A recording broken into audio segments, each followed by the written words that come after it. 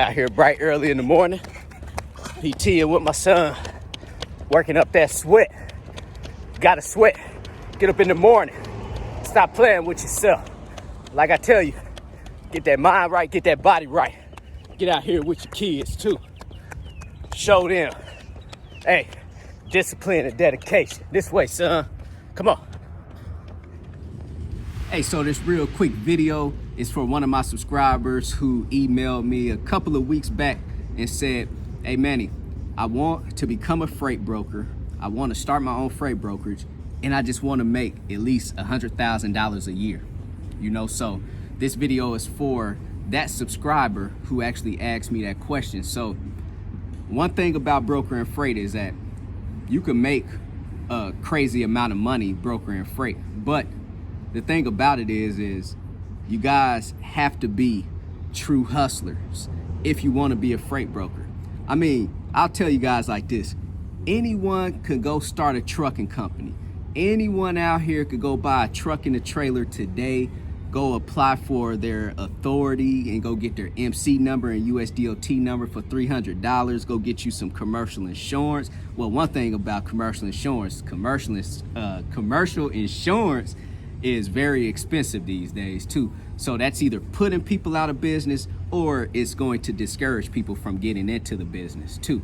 So, but like I say, it's pretty easy. Go buy you a truck and a trailer, and if you're able to get a good commercial insurance premium every month, something affordable, go get your commercial insurance put on file, go get your BOC3, and then after that, hey, that authority is going to be active. Only thing you guys have to do is get on the load board and start hauling loads off the load board, or go get you some direct shippers.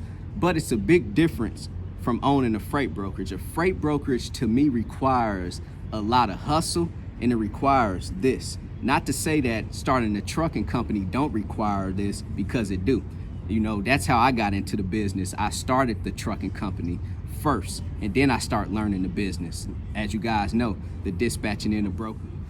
But I'm only able to give you guys my perspective from my experiences. And I can tell you one thing about it is owning a freight brokerage requires hustle, because you actually have to go out there to find the money.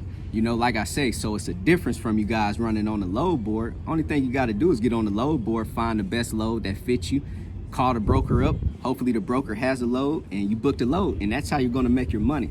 But starting a dispatching company, you have to really go out and find your shippers. You have to go out and find your manufacturers, and you have to sell them, your service. You have to sell them on why you should become their freight broker, so, but one thing about it is brokering freight is very lucrative, very low overhead, as you guys know out there. So to answer that gentleman's question he just want to know how to get in, how to start his freight brokerage, and how to make $100,000. So basically, it's not hard. It's only going to take you anywhere from about 2 to 3 shippers. As long as those 2 to 3 shippers are giving you freight on a day-to-day base, and you're always brokering out their freight, $100,000 is not going to be hard to achieve. It's only going to take you, like I say, about 2 to 3 shippers. But it might take you a while to acquire those 2 to 3 shippers, So for me, it was a little bit easy.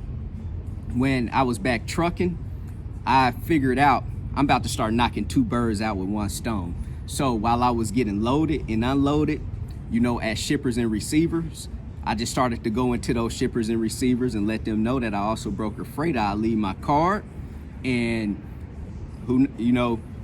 once I left my card, there were actual shippers and manufacturers who would reach out to me, or I would reach out to them with follow-up calls. And that's how I was able to start accumulating shippers a little bit easier than the average. The only way that you're going to accumulate shippers and manufacturers as a freight broker is either you're going to go with the method that I've used, with actually going into shippers and receivers while you're getting loaded, or you're going to do a lot of cold calling. I'm talking about 100 calls a day until you're able to land you a few shippers, or you can actually do drive-bys and drive around in your city and start going into some shippers and manufacturers if you guys have time throughout the day. But it's not a whole lot of ways that you guys are going to acquire shippers and manufacturers. But I guarantee you, if you could accumulate at least 2 to 3 shippers on a day-to-day basis that's giving you freight consistently, $100,000 is going to be fairly easy to achieve. So let me tell you guys one thing that I do too now. So this is, you always have to look at other industries and figure out how they're making their money. And then you just take that and you incorporate that into your actual industry that you're currently in. So back in around 2017, my wife was going through real estate school to become a real estate agent. I still was active duty in the military. Like I tell you guys, man, big shout out to the Army. I salute all of my veterans out there. So my wife was going through real estate school, and that's when I started my actual trucking company and my freight brokerage. But if you guys have been following me, you know that I didn't start actively brokering freight until about a year after I got my freight brokerage active, because I was busy in the military and then I also was busy running my trucks. So I had to step back and look at her career choice that she wanted to go into, and she were telling me how they got paid. And she was like, yeah, me being an agent, I have to pay the actual broker a piece of my commission on what I make off the sale of the house. And then I started hearing about freight agents and agents working under freight brokers. And I was like, okay, a light bulb went off. So what I started to do was train people on how to become actual freight brokers. So I started to train people on how they could start to get the knowledge on brokering freight. And then I also gave them the option to come and broker freight under my company. So I give my students the option to come and broker freight under my company. And that's the way I'm able to make additional money. So it's always ways for you guys to make additional money out here. So what I'm doing is I'm providing the knowledge and the education for my students to learn how to become freight brokers. And also I'm giving them the option to come utilize my MC number to broker freight under my company. Because if you want to become a freight broker, and if you don't want to start your own freight brokerage, a lot of other freight brokerages out here won't even let you come and work under their freight brokerage without a book of business, meaning that you have to come with your actual shippers to broker freight under their company. So with me, I don't require that. I don't require anyone out here, any of my students, to already have a book of business. You could build your book of business while you're actually brokering freight under my company, and you can also take your shippers with you. You know, so I'm giving you guys out there options just for you, so that you can actually expedite your freight brokerage out there. So I encourage everyone, all of my students who are currently brokering freight under my company, I encourage everyone to go start their own freight brokerage. Whether you're brokering freight under my company for a day or for 10 years, it don't really matter to me. I'm only here to provide that opportunity and that option. You know, even though that you go through my freight brokerage training, it don't mean that you have to actively broker freight under my company. You could go out and start your own freight brokerage off top, and that's perfectly fine too. So how it works is, with my actual students that's brokering freight under my company, I call them brokers agents. It's a 75-25 split. 75% of what they make off of every load that they broker stays with them. 25% will stay with the company. So I'm able to make 25% off of every transaction. So the reason why I'm sharing this with you guys out there is because you guys could do it too. You guys can learn how to become freight brokers. You guys could go start your own freight brokerage, and then you could start hiring on, whether you want to hire on freight agents to help you broker out the freight that you already have, and then you could do whatever split that you want to do with them. For the most part, most big freight brokerages out here will only do a 50-50 split, or like about a 40-60 split. But like I say, with me, I do 75-25. So, I mean, my students are able to see more money, you know, with the 75-25 split. But like I say, it's just business. I get to see 25% off of every transaction that they complete, which adds up to a good amount of money. So another source of income. So that's going to be a way that you're going to always make sure that your freight brokerage will make over $100,000 annually. But you guys out there who just want to start out and acquire a few shippers, 2 to 3 shippers, I guarantee you guys could make about $100,000 a year, depending on what type of freight you're brokering out too. So sometimes it could become very unpredictable.